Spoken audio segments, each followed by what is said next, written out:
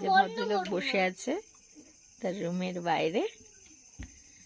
এই যে আমাদের রুমের ব্যালকনি।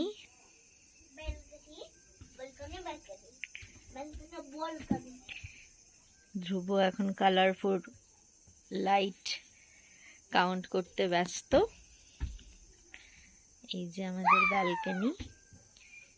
একটু আগে ঠিক এই ব্যালকনি থেকেই এই রেঞ্জে কাঞ্চনজঙ্ঘা দেখা গিয়েছিল।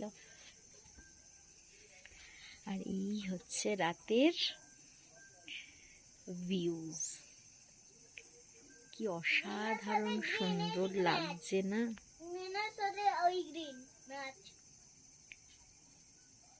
যেন মনে হচ্ছে সব জোনাকি পোকার আলো।